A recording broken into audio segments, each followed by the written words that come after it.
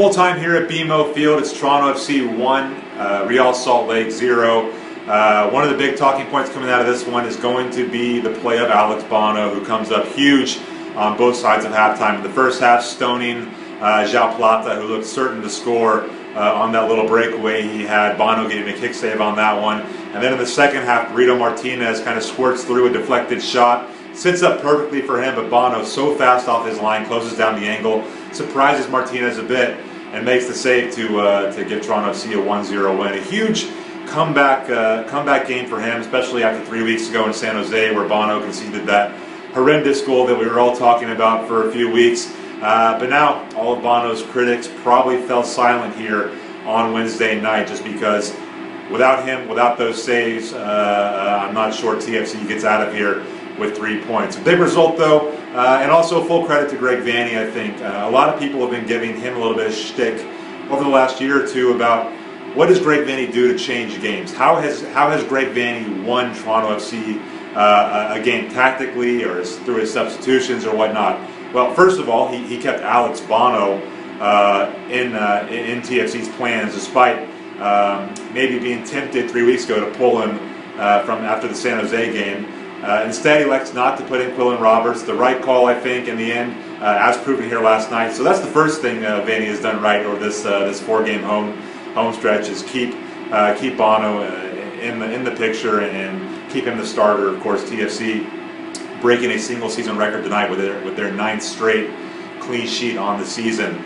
But you also have to look at Vanney's substitution patterns in the second half. Throwing on Tosin Ricketts and Josie Altidore with 30 minutes left. A lot of people would have said, it's a no-brainer decision, TFC throwing on a couple of attackers. But at the same time, the risk of doing that, I think, was just as big as the reward. You saw RSL get a few chances because TFC opened things up.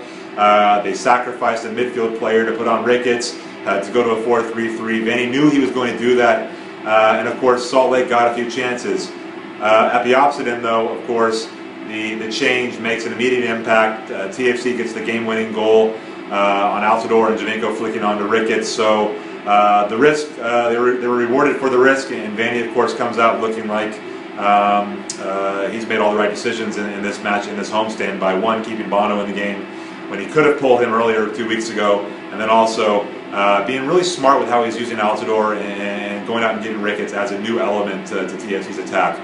Like I said, though, a big result overall, a lot of big performances. Really, maybe earlier this week, not as much tonight. A lot of the young midfielders looked a little bit tired. Touches were bad, passes were off. But like I said, these are the dog days of summer in MLS. These are the games where playoff contenders and MLS Cup contenders find ways to get results in a league that's really defined by 2-3 wins every season. Things are still tight. TFC 7 points now above the playoff line, just 3 points behind New York City for first place in the Eastern Conference. They'll have a chance on Saturday against New England to jump up into sole possession of first place and pretty much leave New England behind in terms of the playoff picture. A win on Saturday would go a long way in not guaranteeing TFC a playoff spot, but going a long way in making it pretty difficult for them to drop out of the playoff zone. We'll have more this week leading up to Saturday's game, TFC's final game of this 4-game homestand. For the Toronto Sun, I'm Kurt Larson.